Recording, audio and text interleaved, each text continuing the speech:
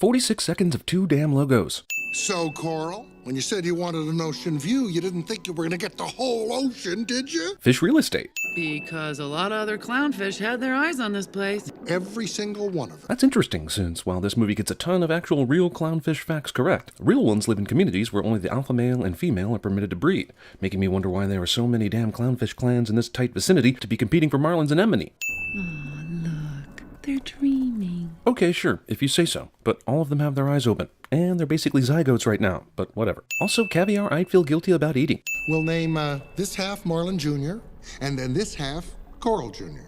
I like Nemo. For all of them? Also, another interesting moment, considering that all clownfish are hermaphrodites, beginning life as males and then changing into females as the needs of the clan dictate. There's over 400 eggs. Odds are one of them is bound to like you. Foreshad irony. This barracuda wouldn't even know about the delicious clownfish babies if Coral hadn't darted down to protect them. Motherly instinct is addicted to kids. Horrible predator fish knocks Marlin straight into his home, where he just happens to be extremely safe from everything. Coral? Movie kicks you in the balls at the 4-minute mark, and your balls will not recover. Oh, man. I'm only laughing because when I went to Wikipedia to research that earlier sin about breeding habits of the clownfish, I read that they're hermaphrodites.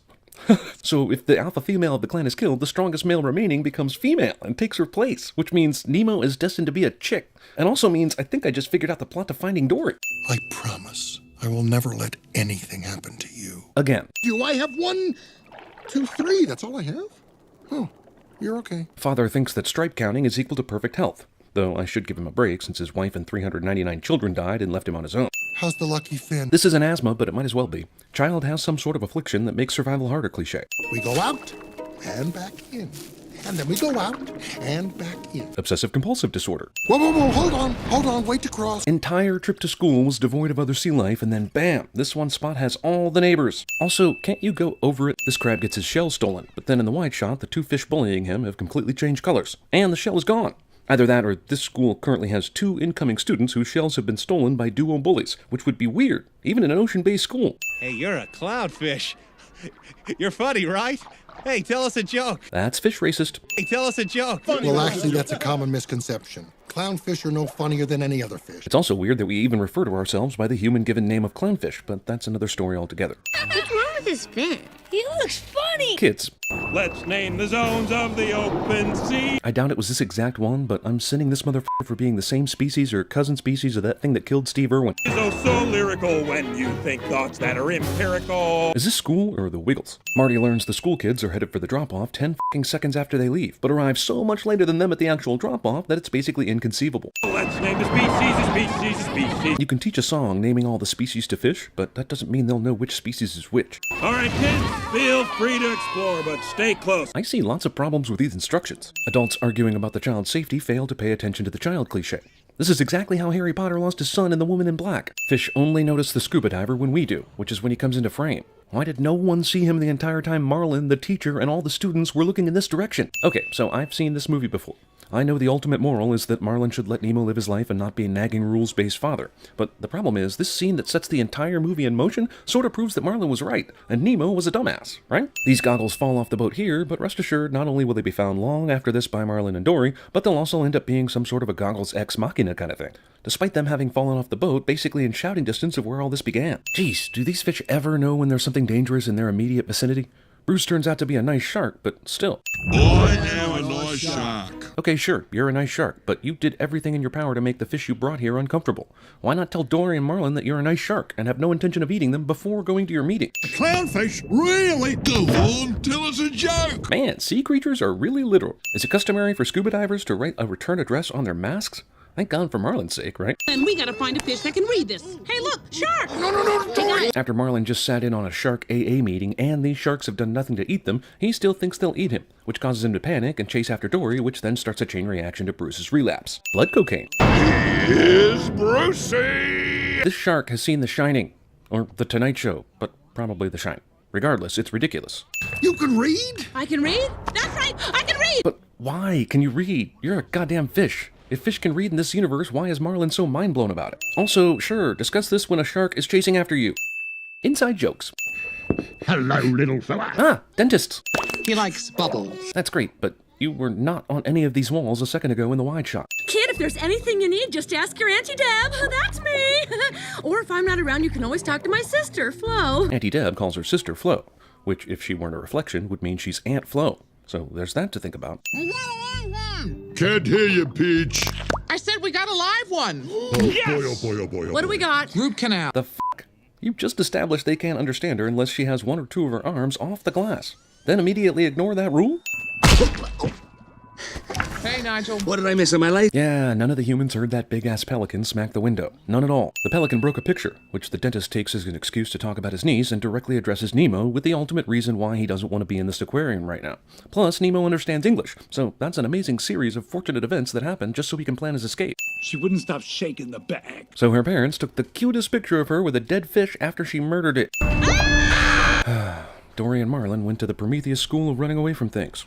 Are you my conscience? Movie saves a ton of animation time and money by putting Dory and Marlin in the darkest place possible. Anglerfish decides to wait an insane amount of time to eat its prey, allowing Dory and Marlin to not only admire its prey-attracting light, but to allow them to figure out that they're in danger. No eating here tonight. Woo! Eating here tonight. Get the f*** out of there! He'll take us out of the tank, put us in individual baggies, then we'll roll ourselves down the counter, out of the window. Holy shit, everything was good to the point of getting in the bags, but then you're going to roll the bags? How? And then the window is magically going to be open?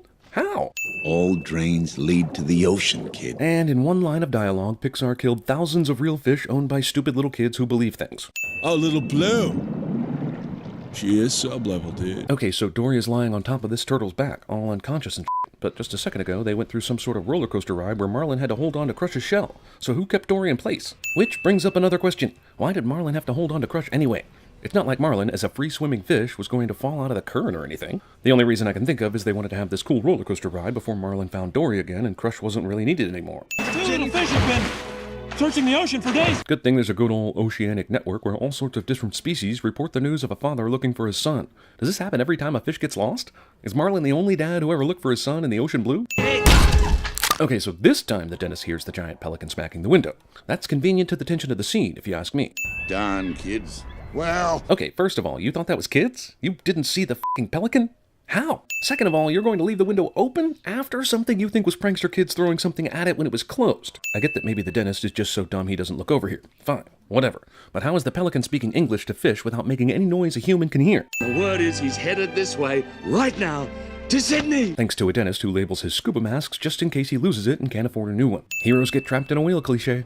You know, I wouldn't be surprised if he's out there in the harbor waiting for you right now. You know, trying to figure out how the f*** he gets on dry land to enter a dentist's office and help with your escape. Okay, so this whale has a uvula, and whales just don't have uvulas. Which is weird because I was told the filmmakers really went into crazy detail on everything about all the creatures in this movie.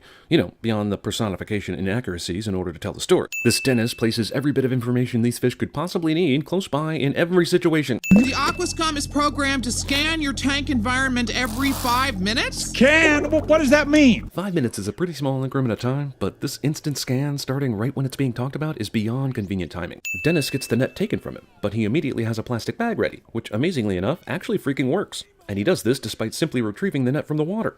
Have you ever tried to catch a fish in one of these things? It's impossible. Marlin and Dory hop down the length of the pier instead of going at a right angle and getting in the water in 2 hops. It's the Prometheus school of running away from things for the second time in this movie. Not one single seagull gets through the sailboat pick set by Nigel. Not even one. Guy who clearly flushed the last fish decides, nah, I'll put a stinky old fish complete with a bag full of water into this everyday trash can. We've seen Nigel run into this window every single time he's flown here, but now that he's Marlin and Dory's chauffeur, the window is wide open today. Ring of fire! Somehow, despite the fact that this has never been done before, this shoots Gil to the perfect spot.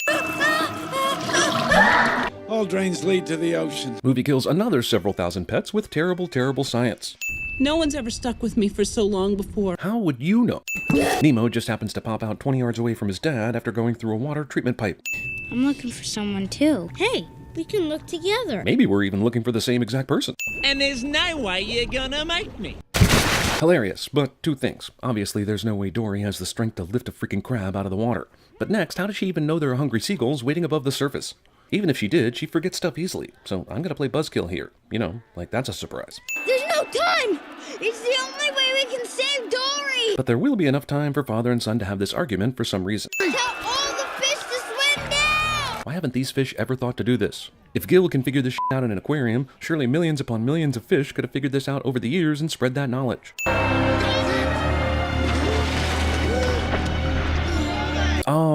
Okay, Thomas Newman, you just revealed yourself with this soundtrack. You just had to go back to Shawshank one more time, didn't you? Just one more time. There! Movie that did all its killing in the first 5 minutes thinks we're gonna fall for this shit. Who is this Sandy Plankton that knows everything wrong? Sandy Plankton knew everything wrong back in 2003, but thankfully for us, he did not start a YouTube channel to share his thoughts. With fronds like these, who needs anemones? So, learning how to let his son take risks somehow also made Marlon good at joke-telling? And these assholes still think this is funny enough even though they heard the gist of the joke 5 times while he was butchering it earlier? Fish Frogger. Now what? Exactly. I guess the movie is telling us they died in those closed bags because they couldn't get out, right? That's pretty damn dark. I'm a piranha. They're in the Amazon.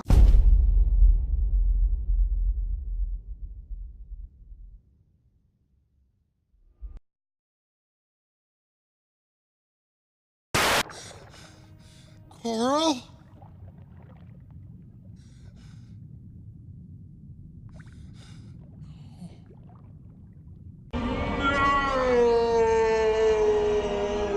That's a pretty big butt. Oh my God, Becky, look at her butt.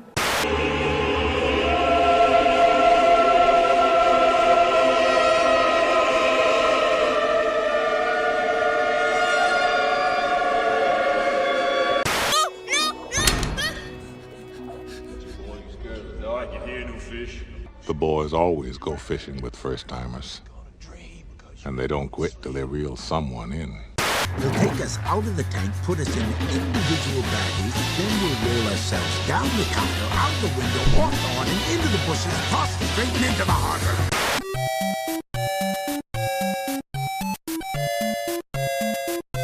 We'll name this half Marlin Jr., and then this half... 7. 7 Costanza. You're serious? Yeah. Okay. Maybe he only speaks whale. Please, Commander, you are our last hope. Excuse me. I believe you have my stapler. Avenge me! 279 miles northwest of Dutch Harbor. The Cornelia Marie is down an engine, limping through 25-foot seas and 40-knot winds. The Rock, Tarath, the Rock, Tarath, the Rock, Tarath, the Rock, Tarath, the Rock, Tarath, the Rock, Tarath. You can't have seaweed as a house plant because you'd have to water it way too much. Hey, Mitch, you want to go out? No, I have to water the seaweed. Till when? Till forever.